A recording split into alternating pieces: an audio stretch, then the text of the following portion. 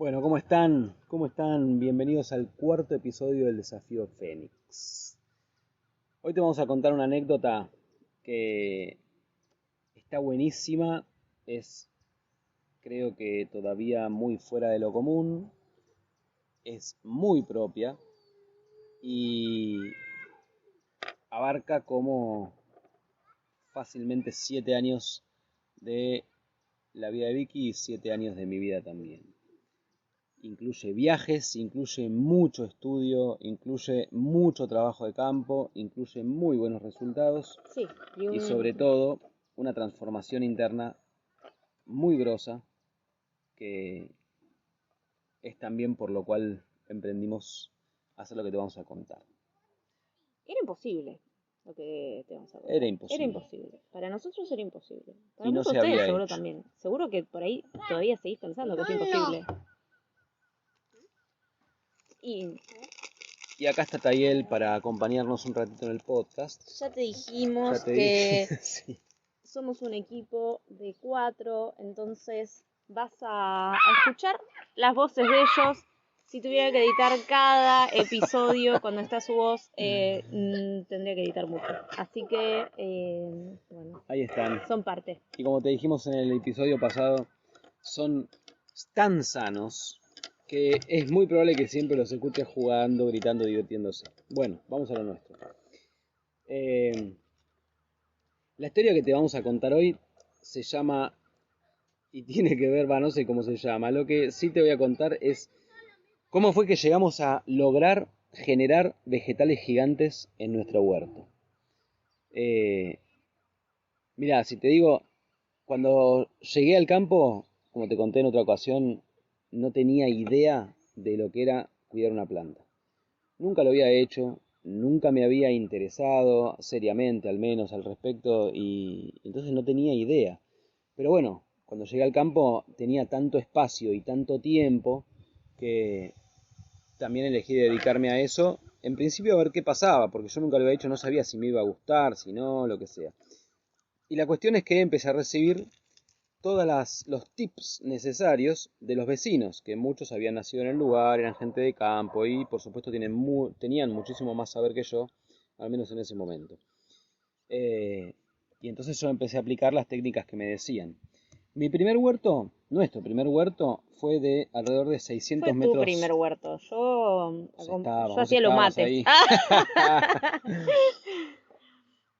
El primer huerto fue de unos 600 metros cuadrados aproximadamente, para que te des una idea. No era una macetita. Y yo nunca había criado una planta ni algo parecido. Así que ya de por sí no solo era el desafío de que sobrevivan las plantas que yo iba a plantar, sino que era un terreno importante para que lo trabaje una sola persona así a nivel físico. Preparar la tierra, o sea, cuando llegamos a ese lugar la tierra estaba completamente seca de muchos años de sequía. Cuando quería plantar la pala rebotaba literalmente, Sí, rebotaba. Entonces hubo que abrir acequia de 300, 400 metros, cuestión que tampoco había hecho en mi vida. Una acequia en la que no se abría hacia 30 o 40 años, o sea, hay que hacerla de nuevo. Cruzando por todos los campos de todos los vecinos, que algunos estaban contentos y otros no. Y así, bueno, de cada una de las cuestiones que me voy acordando ahora hay muchas historias. Decirle que es una sequía, capaz que no saben. Una acequia es un canal por el que vos mandás agua y entonces regás tu huerto. Porque vos tenés un río que pasa por algún lado, sacás un canal de ese río, lo haces pasar por todos los lugares, va en caída el agua y llega a tu huerto y entonces en tu huerto distribuís el agua como querés. Eso es una acequia. Recordemos que yo venía de la ciudad, ¿ok? Claro. Yo venía de la bolsa de comercio, venía de administrar una empresa de informática, importaciones, huevadas, pavadas. Bueno, pero de repente el campo. Aprender a usar la pala, aprender a usar el machete, aprender sobre plantas, todo eso lo tuve que hacer. Y entonces pasaron 2, 3 años, 4 años y me hice bastante bueno en la huerta. La verdad que desde la primera, que está... La primera huerta todavía, creo que hay un video en YouTube de aquella época. Busquen la Me van a ver huerta de joven, Marquitos. con pelo. La huerta de Marquitos en YouTube. Y me van a ver ahí jovencito estaba. Flaquito. Flaquito. Eh, y bueno, ahí van a ver de lo que les estoy hablando un poco, ahí se muestra. Eh, y con los años me fui haciendo bueno en la huerta y empecé a tener muy buenos resultados. Ya desde el principio, la verdad, la primera huerta fueron muy buenos resultados y, y los vecinos como que después ya con el tiempo empezaban a, ay, pero ¿usted qué le mete a las plantas? Ah, mira, antes era el que no sabía y me he comido cada gastada de los vecinos que no te explico. El cordobés a veces puede ser muy hincha pelota, pero los quiero mucho a los cordobeses. Y, y bueno, y después era qué le mete al compost. Ah, bueno, empezaba a cambiar la cuestión, sí. Pero llegó un momento, lo que pasó fue que me empecé como a aburrir de que los resultados eran siempre iguales. Hiciera lo que hiciera, o sea, siempre hacía prácticamente lo mismo, era compost, por ahí variaba un poco, pero eran muy parecidos, el riego siempre era el mismo y qué sé yo, porque yo estaba aplicando lo que sabía.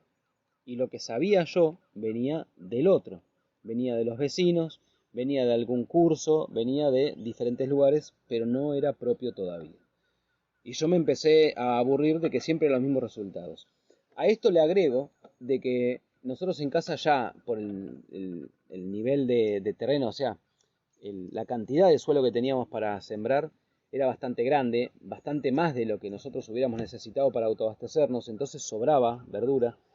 Y yo lo que sobraba lo empecé a llevar a un comedor infantil de allá de Capilla del Monte, que le daban de comer como a 75 chicos, y entonces, como les daban únicamente lo que les mandaba el gobierno, y bueno, todavía no conozco un gobierno que esté ayudando a alguien, y el de Argentina tampoco lo hacía, y a estos chicos le demandaban muy poco y de muy mala calidad. Entonces les llevaba yo las verduras, ¿sí? Lo que iba sobrando.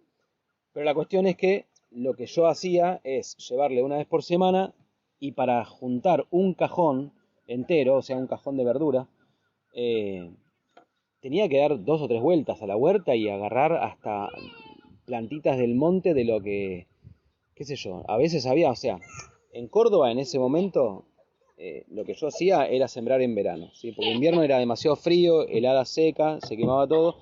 Entonces son 3 meses muy fuertes, 4 meses muy fuertes, pero después es como que se acaba, ¿viste? Entonces, pero los chicos tenían que seguir comiendo y yo como que un poco me lo puse al hombro eso.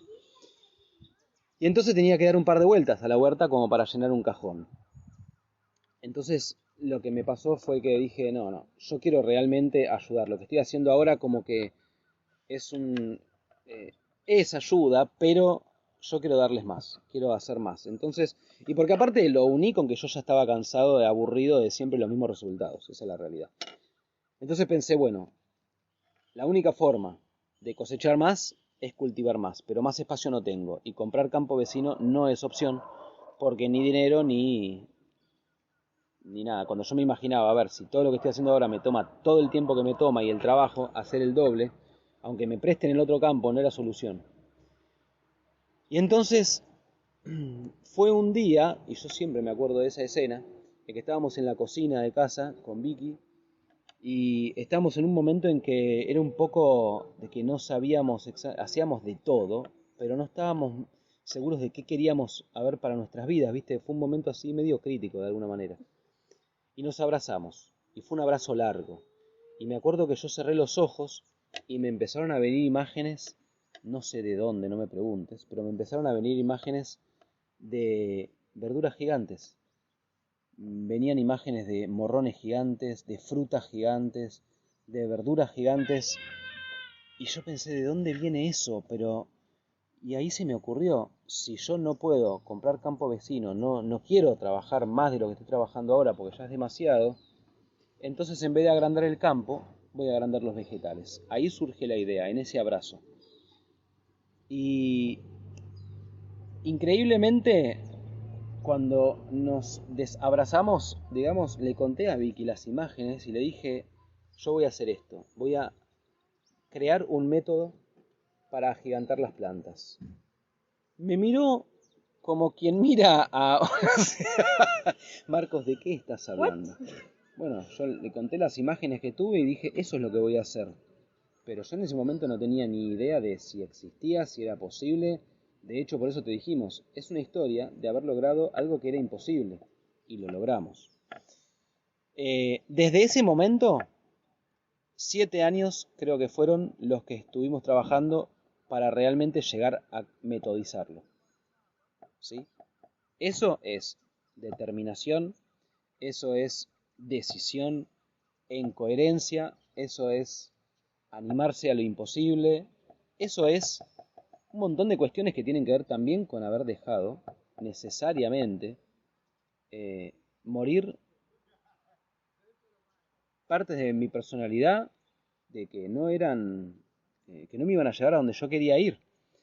¿Qué sé yo? Si yo le decía a cualquier vecino, che, voy a gigantar plantas, ¿qué me iba a decir? Que estás loco, sos un tarado, un montón de cuestiones, que algunas de esas me llegaron también. Pero bueno, nunca le digas que no va a poder a algo a alguien que es cabeza dura y desafiante, porque va a hacerlo imposible. O hacelo si vos querés que lo logre. Decirle que no lo va a lograr. Bueno, y así fue como empezó. Pero a todo esto quiero contar que en mi primer huerto, en la que vas a ver en YouTube, si te fijas, yo me acuerdo que como en todo monte, estábamos en el medio del monte ahí, hay muchísimos insectos, muchísimos insectos. Y para quien todavía no sabe hacer un compost y la planta no está bien alimentada, y puede ser que los insectos afecten un poco esa huerta, ¿sí? Porque la planta tiene que estar bien alimentada, como vos. Si no te alimentas bien, es probable que te enfermes. Bueno. Y lo que me acuerdo fue que yo por alguna razón, y quizás fueron cosas que había leído, yo siempre tuve pasión por la conexión con la naturaleza, desde muy chiquitito. Pasión. Y por eso mi sueño durante muchísimos años fue ir y tener experiencia entre indígenas, porque yo siempre tenía la idea de que ellos eran los que mejor conexión tenían con la naturaleza. Bueno, y en mi huerto lo que empecé a hacer fue agradecerle a los insectos por comer las plantas que tenían que comer, que eran los yuyos, y no mis plantas las que había sembrado. Y yo les agradecía. Sí, vos me vas a decir, estás loco, todo lo que quieras, pero lo hacía en principio cuando estaba solo porque nadie me escuchaba, porque lo hacía en voz alta, no te voy a mentir. Pero tengo testigos de que funcionaba. Entonces les agradecía y yo daba por hecho, y muy en coherencia dentro mío, yo estaba en la certeza absoluta de que eso funcionaba, de que nosotros la conexión la tenemos, entonces es cuestión de hacerlo manifestar en lo que queremos. Y yo les agradecía en la certeza de que funcionaba a los insectos por comerse los yuyos y no mis plantas. El resultado es que los yuyos estaban todos absolutamente agujereados y comidos y mis plantas estaban intactas. Y esto lo mantuve durante prácticamente todos los años que hice huerto allá en el campo, porque lo que te estoy contando empezó en el primer huerto que hice, en esos 600 metros cuadrados de cuando no tenía ni idea de cómo regar ni cómo mantener una planta, pero los insectos me escuchaban. Yo me acuerdo la cara de mi padre cuando venía a visitar y miraba el huerto y yo le decía, mira, todas estas que están agujereadas son los yuyos que crecen alrededor de las plantas que yo sembré, y me acuerdo de la cara de él y diciendo, ¿cómo haces? Y yo cuando le dije lo que hacía, claro, bueno, todo lo que te puedas imaginar de cargada llegó, pero lo vio, es testigo y estoy seguro que se acuerda de eso. Pero bueno, después, volviendo a que ya había decidido agigantar vegetales, no tenía ni idea de cómo hacer eso, obviamente, no sabía si existía ni si era posible. Lo que sabía es que yo lo iba a lograr, eso sí, la certeza esa siempre tiene que estar. Y cuando no está, te la tenés que hacer. Y ahora vas a ver el poder de tener un norte. Con Sí, esta historia. sí. Con esta historia vas a ver el poder de tener un norte. La crisis en ese momento, parte de la crisis, tenía que ver con, por la cual el abrazo y eso, tenía que ver con que nuestra economía todavía no era como la que queríamos.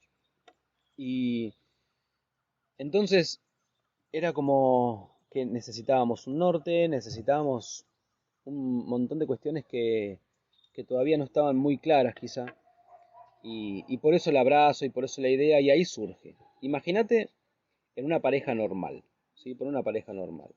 Eh, la economía no está como querés, no hay tanto trabajo como quisieras, no sabes bien qué querés de tu vida y la pareja está así, y de repente alguien en la pareja dice, che, ¿sabes lo que voy a hacer entonces? Voy a gigantar vegetales. Lo menos que se puede comer es un cachetazo. Lo menos que se puede comer. Pero como nosotros siempre trabajamos todo en armonía, siempre. Las sonrisas de Victoria fue, dale, dale, y yo te acompaño y te ayudo en lo que pueda. Y eso es lo mejor, lo mejor, lo mejor. Bueno, entonces empecé. ¿Por dónde empecé? ¿Por dónde empiezo? Fui y agarré todos los manuales que encontré de física, química, biología, huerta, todos los cursos, todo. El Pero chico todo, que, a ver, para mí, Marcos me repitió 100.000 millones de veces, yo soy, te dije, incansable lectora, leo todo, todo, o sea, lo que hay para leer, leer. Él siempre pensaba, a mí no me gusta leer. No me gusta leer. Y lo que es una pasión, porque de repente, no sé, leyó, pero era la mesa de casa, era una montaña de libros, todos de temas re complicados. Yo en el secundario nunca entendí química y las cosas que no me interesaban no las entendía, no es que me faltaba inteligencia. Yo prefería entregar un examen y sacarme un 1 si yo sabía que igual no me llevaba la materia porque daba la nota, porque llegaba con el promedio. Prefería entregar y sacarme un 1 y irme a jugar al fútbol al patio. O sea, yo era ese, el de la parte física. Ahí me tenían sentado enclaustrado en un aula. 14 horas por día y yo sufrí mucho, mucho el colegio, el secundario en ese sentido. Bueno, la cuestión es que todo sea por un propósito. Agarré todos los libros que encontré y los empecé a estudiar, de todos los niveles, imagínate, universitario, primario, de todo. Lo que agarraba y que tenía que ver con el tema, me lo estudiaba. Y empecé, imagínate, cuando empecé a estudiar todo lo que es la química en el suelo y todo eso, empecé a hacer todas las pruebas que te puedas imaginar y seguro que muchas más. Huertólogo también me decían ahí cuando tenía millones de botellas con líquidos diferentes, pruebas diferentes, anotaba todo bien científico.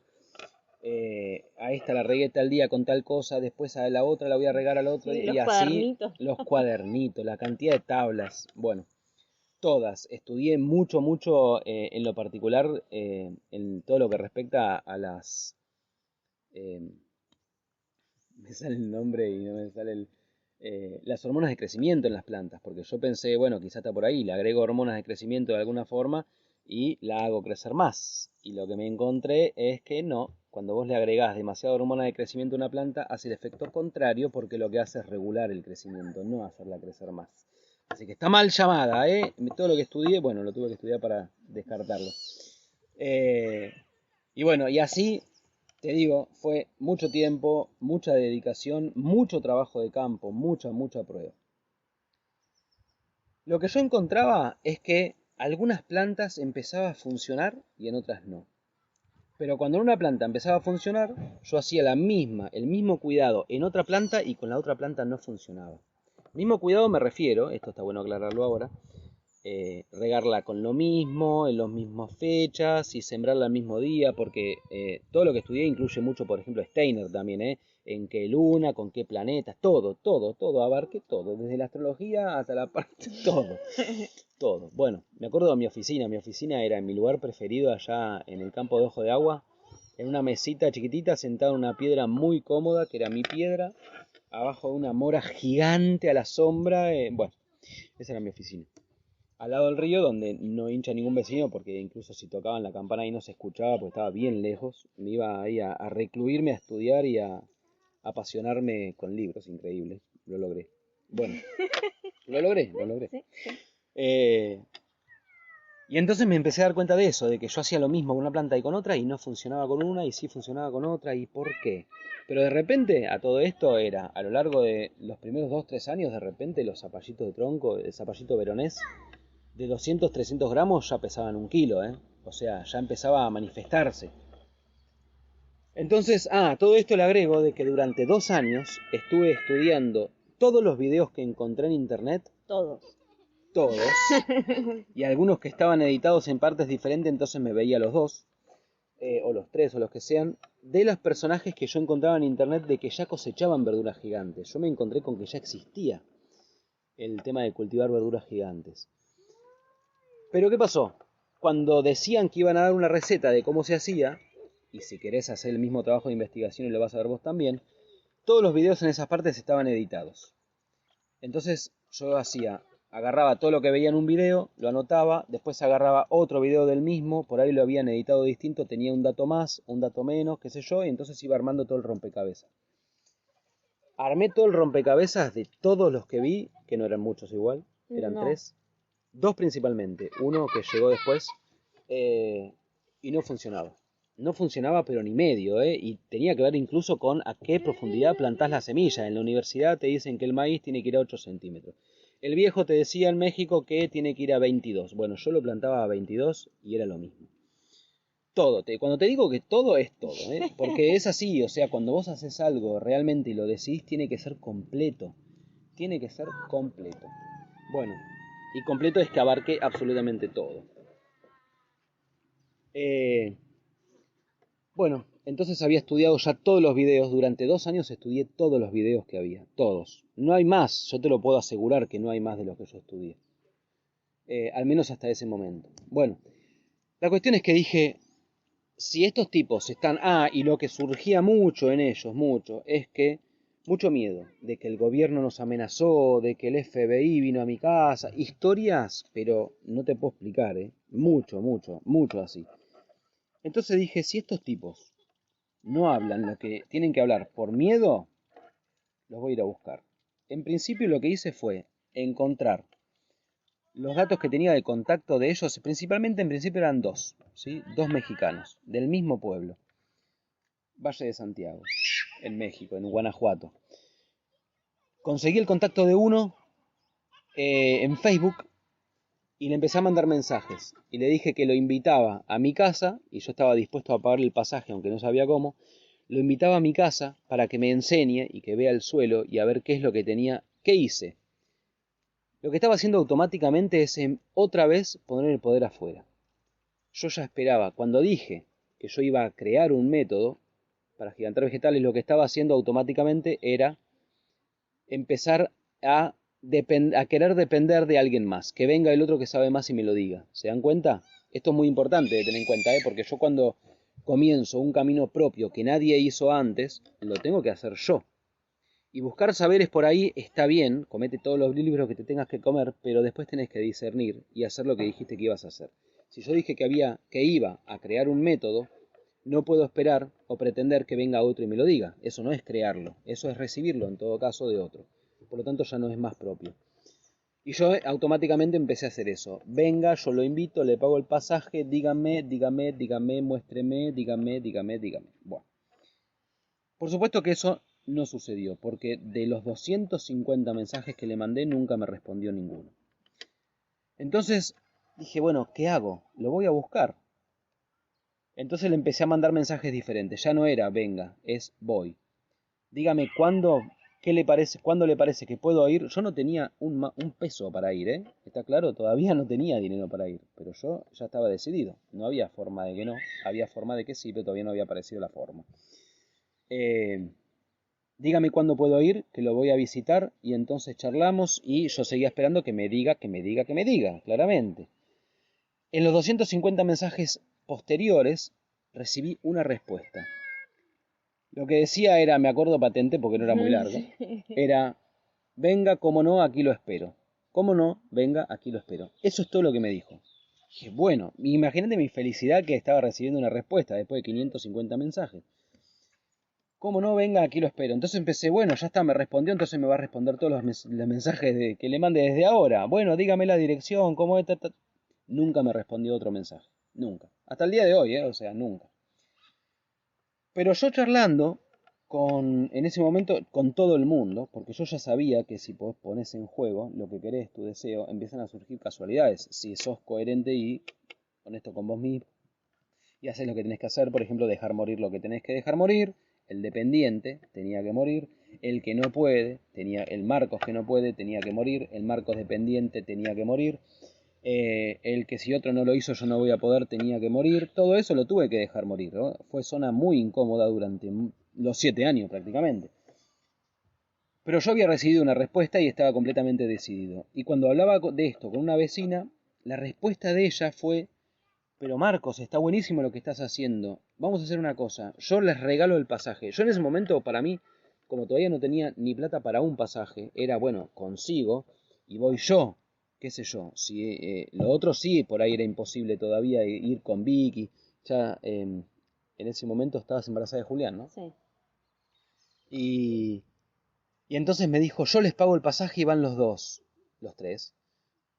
Y yo dije, wow, lo que acaba de pasar, lo que acaba de suceder, es maravilloso, completamente inesperado, pero es magia pura. De repente tenía dinero para el pasaje de Vicky y mi pasaje a México a encontrar a este tipo. Bueno, mi felicidad era inmensa. Fuimos, sacamos los pasajes.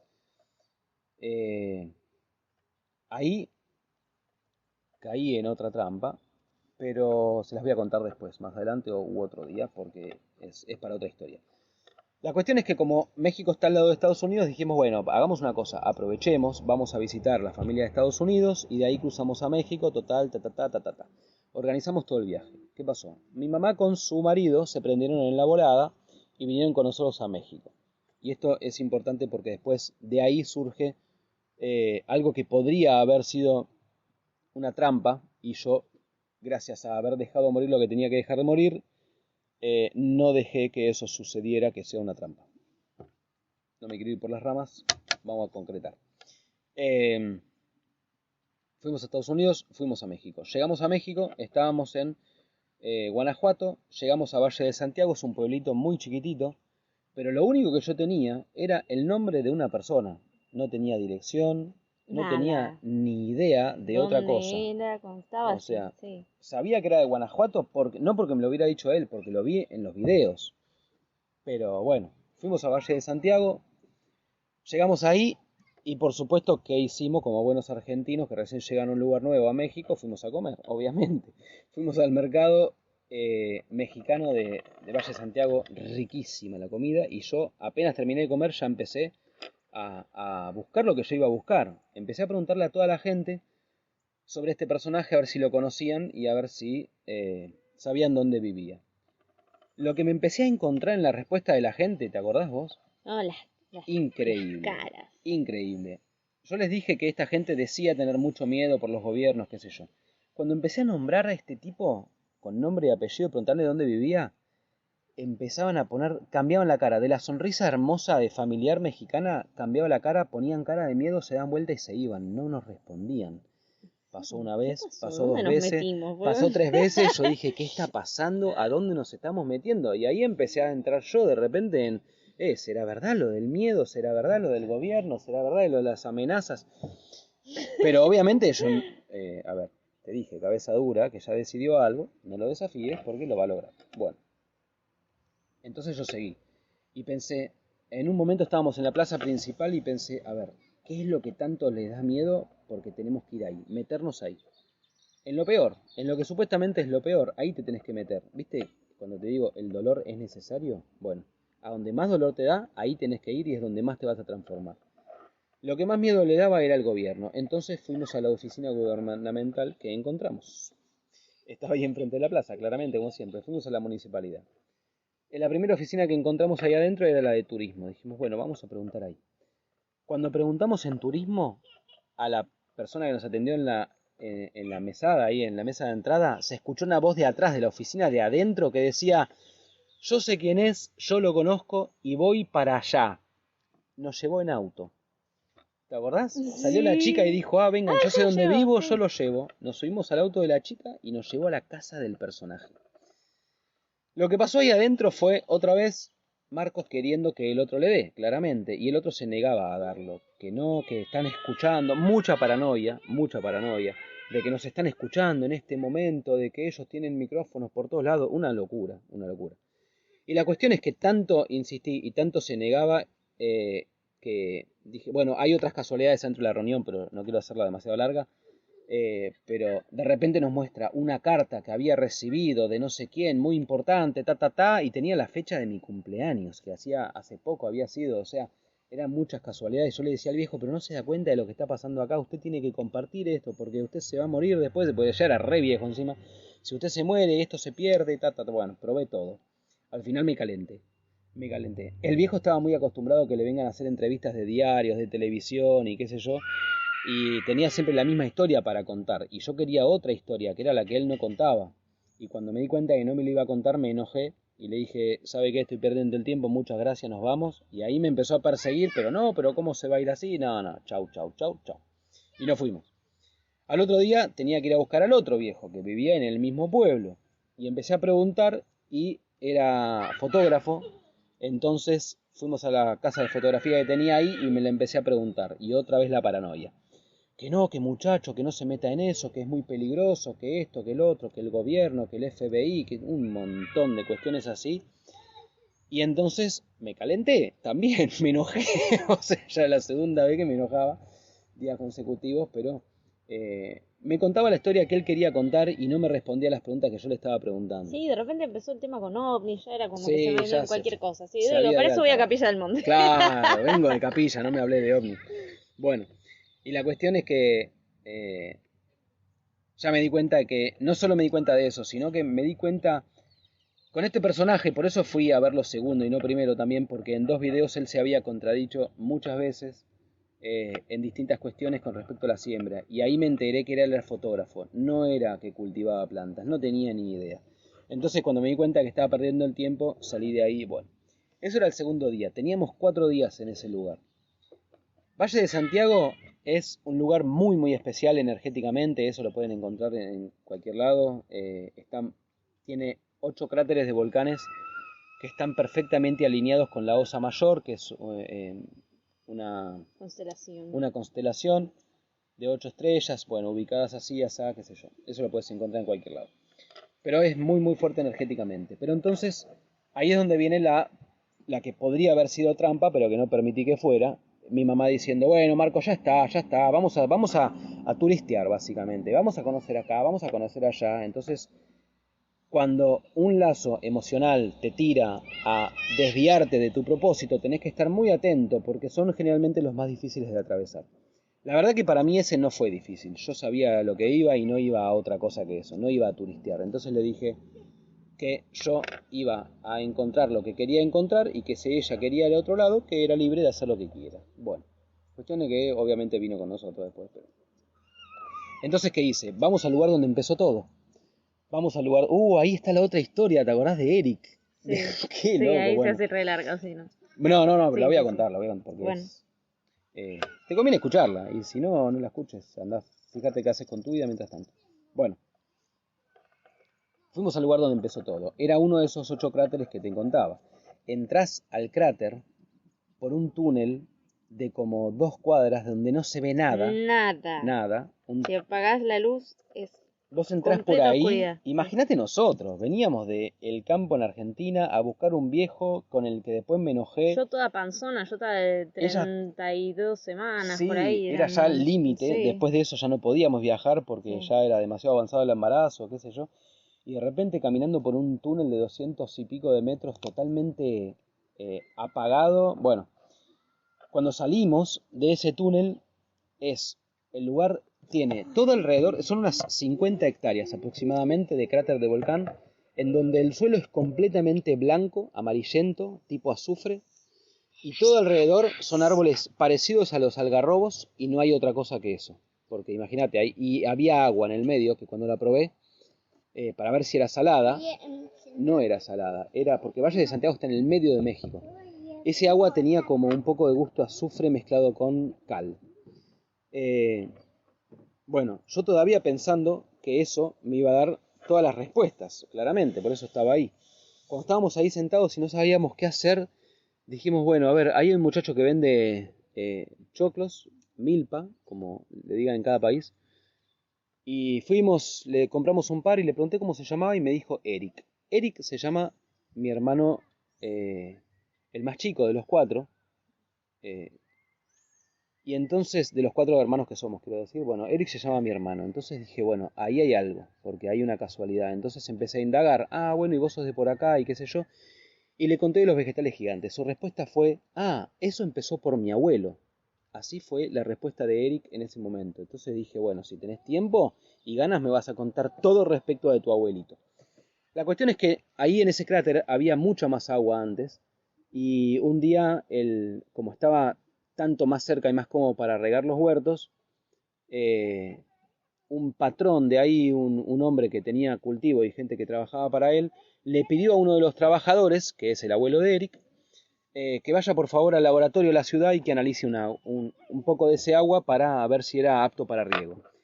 El tipo va, lleva el bidón de agua de ese lugar y tiene la mejor idea que antes de antes de llegar al laboratorio, entra a ¿cómo se llama? A un bar sería, se emborracha y cuando sale se le cae el bidón, pierde todo el agua. Entonces, ¿qué hace? Para que no lo caguen a pedos, para que no lo reten o lo despidan, llena el bidón de agua con agua de la canilla, de la llave, con agua común, digamos, y es ese el agua que lleva a analizar. Entonces los resultados claramente dieron que era apto para agua de riego.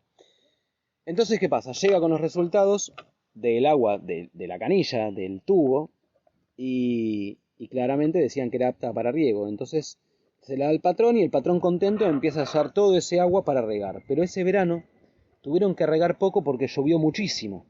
Entonces fueron esporádicos los riegos y dicen que ese año salieron los vegetales más gigantes que jamás se hayan visto. Esa es la historia que nos contó Eric. Entonces, ¿qué hice yo? Mirá, tengo que atravesar frontera con Estados Unidos y frontera después con Argentina. Pero yo me tengo que llevar tierra de acá y la tengo que analizar.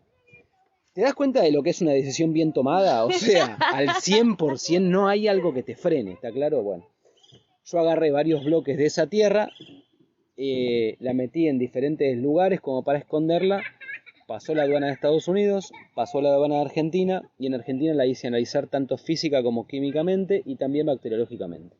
Entonces tenía ya la idea, errónea, pero la idea de que ya tenía todo para hacer que los vegetales sean gigantes.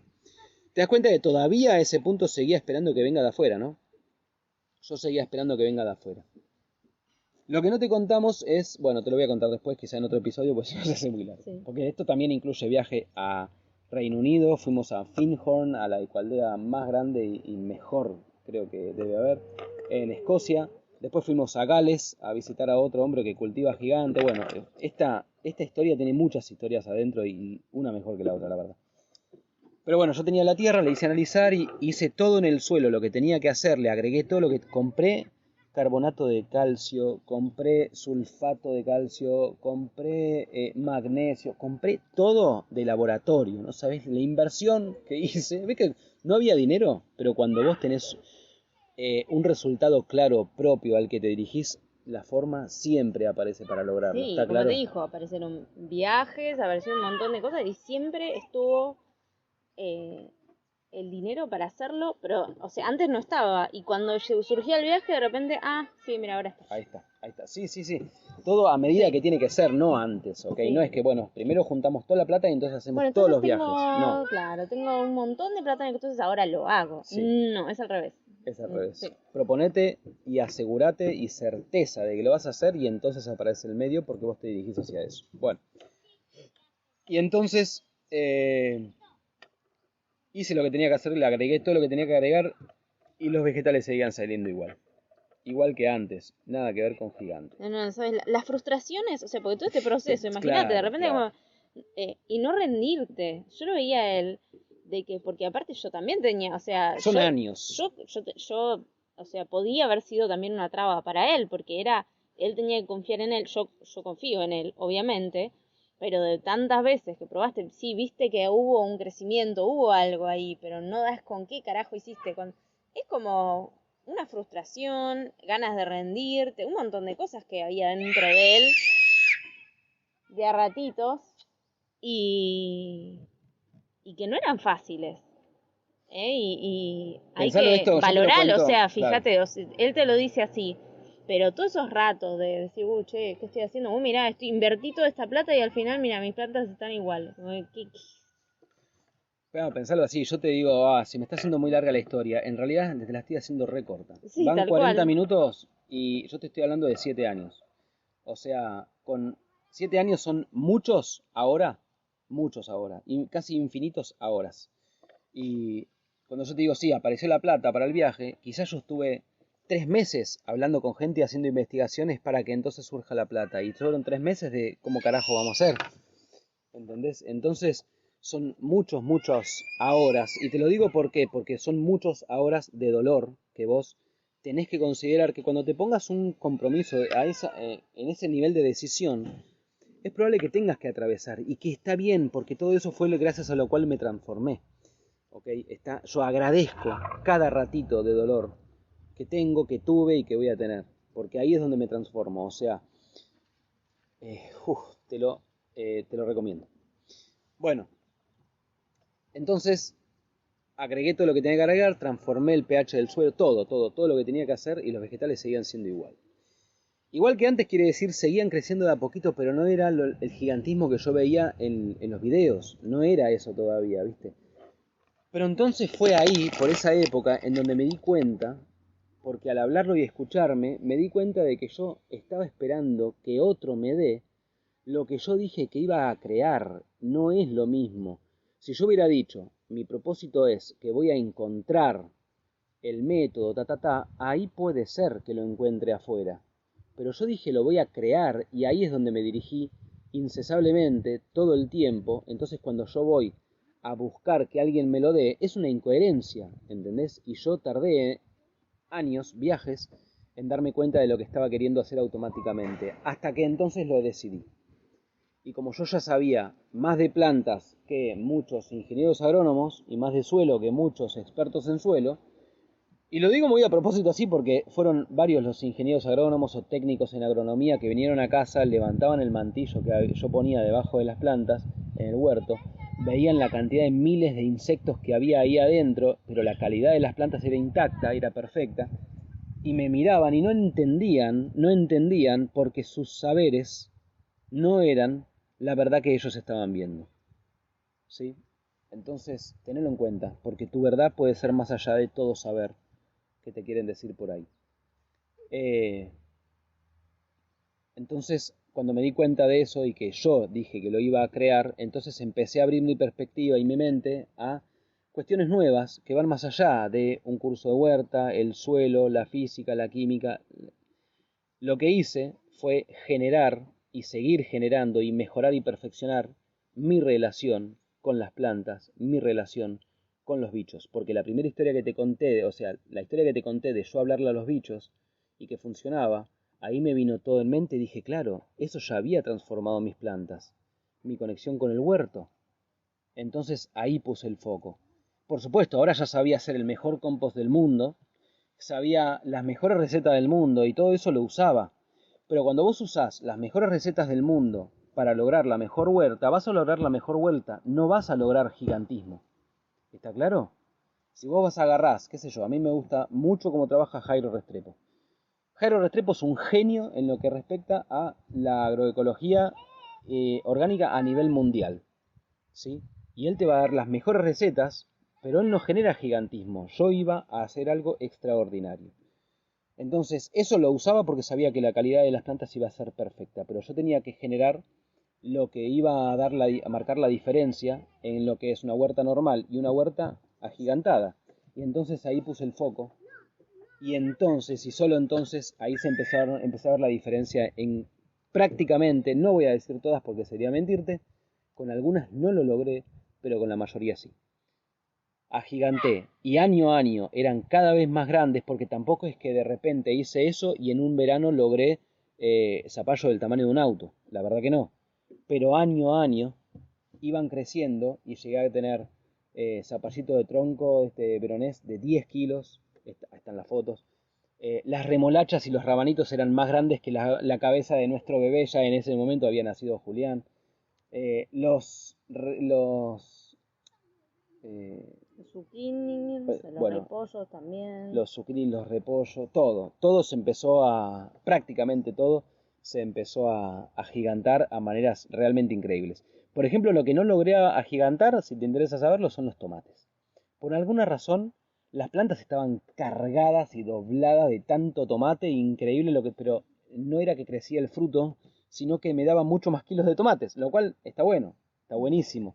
Sí, la verdad que sí. Pero lo que te quiero contar es que cuando al principio de la huerta yo tardaba 2, 3 vueltas a la huerta para juntar un cajón de verdura, en los últimos 2, 3 años de estar allá en Ojo de Agua, yo llevaba de a 3 o 2 carretillas enteras, carretillas, no cajones, ¿está claro? O sea, llevaba la camioneta entera llena de verduras de todo tipo. O sea, en el mismo tamaño de espacio. En el mismo tamaño de espacio. En el mismo espacio de huerto. Pero ¿qué pasa? Cuando yo al principio ponía, por ejemplo, 16 plantas de zapallito de tronco en un sector, después tenía que poner 8 o 7 porque las plantas eran tan gigantes, que abarcaban todo el parque y era increíble. Yo de todo eso tengo fotos. Y yo le llevaba un zapallito de tronco a lo último a Vicky y Vicky me miraba y me decía, ¿qué querés que haga con todo esto? Son 10 kilos de verdura en un zapallito, ¿entendés? O sea, cuando antes un zapallito era para una tarta, ahora un zapallito era para 4 tartas y una sopa y ya no sabía qué hacer con el resto. Y eso es la verdad que yo logré gracias a ir más allá de todos los saberes que venían de afuera, gracias a hacer un camino propio y jamás rendirme, jamás dejar que la duda me gane, porque siempre la certeza que había que generarla yo la generaba y había que mantenerla y la mantuve. Y esto, como te dije, incluye otros viajes más, pero los vamos a dejar para otro momento porque son viajes en sí mismos y son anécdotas en sí mismas. Eh, Gales es una de ellas, Findhorn es otra de ellas, maravilloso lo que vimos en esos lugares, pero eh, como de lo que se trata el desafío Fénix es de que entiendas de que dejar morir partes tuyas que no te sirven de tu personalidad y hacer nacer otras nuevas que sí te sirven a tu propósito. Eso es el viaje espiritual gracias al cual vos te generás a vos mismo en quien querés ser, que te parecía imposible, y entonces lográs en tu realidad lo que pensabas que era imposible para vos. Por ejemplo, zucchinis de 20 kilos, zapallitos de tronco de 10 kilos, y eso lo pongo en la huerta porque es en ese momento lo que hice y lo que te estoy contando ahora. Pero así puede ser toda área de tu vida que vos quieras mejorar. Espero que te haya gustado, espero que te entretengas y que te sirva, y si no haces huerta, llévalo a cualquier área de tu vida que igual te va a servir.